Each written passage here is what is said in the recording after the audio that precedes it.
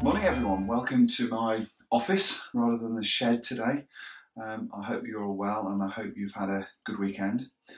For me, the weekend was great. Spent it in Dublin at the IMSS show with a whole bunch of really talented guys actually. Saw some fantastic models, met some great modellers. The hobby over in Ireland I think is really buoyant at the moment. There's some fantastic artists that are coming out of both the north and the south, producing models across a wide spectrum of subjects, from everything from science fiction all the way through to aircraft and armour. It's really good. Good show to go to if you fancy a trip to Dublin. Take in the sights as well and everything else that Dublin offers, including the Guinness, which we took in over the weekend. Now, along with visiting the show and meeting up with Irish modellers, I was very fortunate to meet up with someone whose work I greatly admire and who I've known for a very long time now, probably 30 years, and that person is David Parker. David is a really talented guy. He's a superb modeller, produces the most exquisite pieces. But more than that, he's a brilliant commentator on both the hobby and the industry. He's obviously been a professional editor for a very long time now, and he's got a good handle on the way that modellers think and also the way that the industry works to create the products that we use. Over the weekend, I asked him if he would do an interview with me, and he graciously agreed to do that. Probably much against his better judgment, actually. I don't suppose, like a lot of people, he's hugely comfortable in front of a camera, but he agreed to do it with me, and he provided me with 10 odd minutes of really good footage. Now, you're going to see exactly what I filmed over that interview. I've not cropped it down, I've not cut it, I've left it exactly as it is. So what you see is exactly what came out of my camera. Now, I posed 5 questions to him, which I hope led him down some paths that he would find interesting.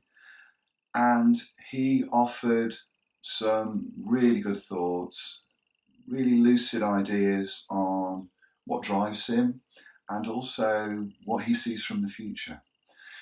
This, I think, is a great interview. It's the very first interview that I've done for this YouTube channel. I hope it's not the last. I'd certainly like to interview other figures within the hobby, because I think it's important for people to see beyond what they get in magazines or on Facebook pages or in YouTube channels like this. I think it's really important to see the person behind the work. This interview, I think, gives an insight into what makes David tick and the way that he thinks. I'd like to thank him right now for doing the interview with me and for giving me his time after what I'm sure was a pretty intense demonstration. He did 2 over the weekend, one on armour, one on aircraft. This interview took place half an hour after he'd finished his aircraft demonstration, so I'm sure he was a little bit frazzled.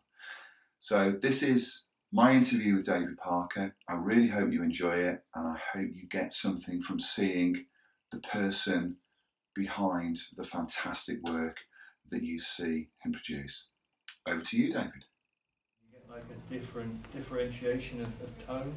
So the older areas of it are paler. They're more of a sort of dark, a mix of the browns and a sort of mid-tone, and then the fresher stuff in the middle is a richer, darker, oilier colour. So how many layers does it take to do that? About maybe 3 or 4. Yeah.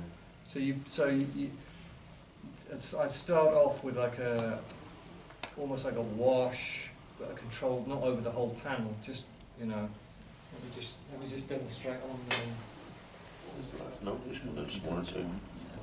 Is that your favourite wee pull-up then? Yeah. No. You tend to use one till it builds up a bit. Oh yeah, I used to when I was this is when I was a lad and I was doing it. I had for some reason I had a piece of cartridge paper I started mixing paint on, and it literally built up till it was about this deep, and it had like the mountains of enamel, and so I'd scoop some out of the pot and put it on the top, and it started to roll down the sides of it. It just got so ridiculously distorted I had to be consigned to the bin lid. I hope you're well today. I hope you've enjoyed the weekend. I have. You just finished off the second of 2 demonstrations. Yeah. Yesterday's was on armour, today's was on aircraft and aircraft weathering. Yeah. How do you think the 2 demonstrations went, and how do you think the ideas and techniques that you used were received by your audience? I'm probably not the best person to ask. From my side of the desk, it went well. Yeah. I tried to keep it quite relaxed and informal, I think when people ask you to come and give a demonstration, it's always a little bit. Well, the first thing I always think is, what am I going to do that that isn't teaching people things that they already you feel like you're preaching to the converted every time. Yeah. So I tried to use this opportunity today to talk about some newer products that maybe people aren't familiar with, that I've had a lot of success with. I'm hoping that's something that will spread the word for the benefits of using them, and also just to kind of it's been interesting to see as well that a lot of the guys are they're operating under a system of almost like regulations about how to proceed. You must prime, or you must varnish, or you must, whatever it is. There's a lot of people kind of labouring under those kind of rules, and it's not something that I tend to do. So I think it's quite nice to come and go, well, I don't bother with that, and it doesn't affect my end result. And I think it offers people a little bit of freedom from a set of kind of fixed regulations about what they should do, the order they should do it in. And that metal finish thing we've just been talking about was a good example of that, in that everybody wants to seal, everybody wants to put a varnish on, and if you do that, you just kill the look of it immediately. Yeah, absolutely. Do you think it's important, as somebody who's obviously known for being the editor of AFV Modeller and Air Modeller, to get out there and be in front of people and actually show them in reality what you show them in 2 dimensions within the magazine? Or do you think that that's not that important in terms of your job and the delivery of material to either potential readers or readers who've stuck with you over the years? Yeah, I think that's a very good question. I think I always feel when I'm putting the magazine together, or I'm doing something for the magazine, that I'm trying to get ideas across within the restrictions of pictures and words, and trying to explain things as best you can. And sometimes I think that works really well. Sometimes I think I've explained something clearly, and other times you know that you're struggling because of the limitations of just photography, and the fact that the big advantage of talking to people face to face is you can actually give them the piece of plastic, and pass it around the room and go, look, this is what we've just done, see how that looks, and they can turn it around, they can see how it's catching the light, they can understand in a way that you're never going to achieve in print, or even in video. I think there's always that barrier, and I think face to face, and obviously they've always got that opportunity to ask if they don't understand, or just to pick your brains about why you're doing something, or is it necessary to do this, or is it necessary to do that? So I think it's a great opportunity to sort of to share those ideas, and also I like people to bring their ideas to the table as well, or their experiences with it, because it's something we were discussing yesterday. Mm-hmm. I'd had a problem with a particular brand of paint, and so would you, which makes me think it's not something. It's more likely to be the brand of paint and not my operator error. And I think that's something as well that a lot of guys will probably feel they're working on their own in isolation. If something doesn't go right, they're never quite sure whether there's something wrong with the product, or whether they're just mishandled it. So, you know. In terms of the projects that you undertake, I guess in many respects they're often driven by what's released. Yeah. Your magazine is now sponsored by Meng, so there is an element of that happening. Yeah. But over the last, let's say, 5 years, the hobby as we know it has been more driven by finishing products than it has by the kits in many ways. The developments have come from that arena. Yeah. From your point of view, what's the driver to your products? Is it the subject matter and the kit, or your desire to try out a new finishing technique? Oh, definitely the kit. Definitely the kit. It's always the kit. It's always the subject. It's always the model. It's that, you know.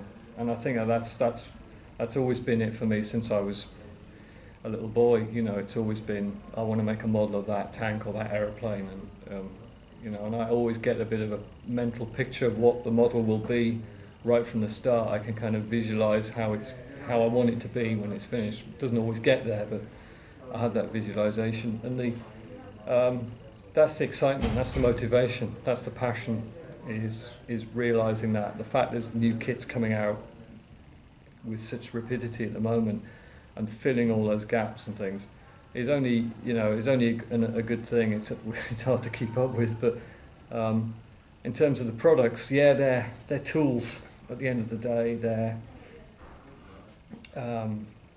They're offering people a lot of different ways of going about things. Some of them are great, some of them are revolutionary, some of them are the emperor's new clothes as far as I'm concerned. They're just triumph of marketing over content. And as I always, when I'm doing demos and things, I always try and make that point. You know, it's not about the brand of paint.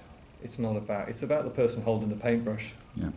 That's the secret. That's where the magic is. And like anything, if you want to be good it's practice. It's practice, practice, practice. Absolutely, couldn't agree more. And that's the key. And I think that's what. And suddenly buying Tamiya paint isn't going to make your model suddenly look like my models necessarily, because and it's not because I'm not using Tamiya paint. It's because I'm because I've been practicing it since for 20 years or 30 years or whatever it is now.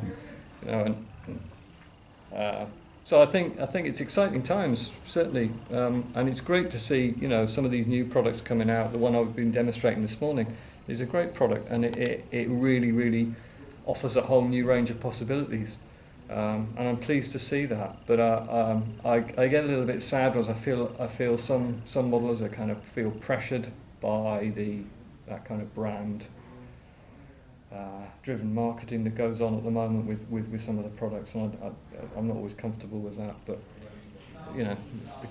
the consumer has the right to choose, don't they? If they want to go that way, then absolutely.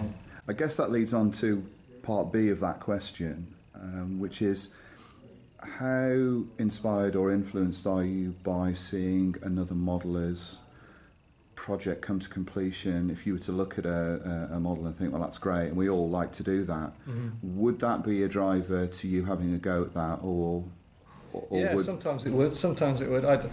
I guess you and I are in that position where, because we're driven by a lot of the time new release material, because readers want to see the new kits, how they look and what they can do with them.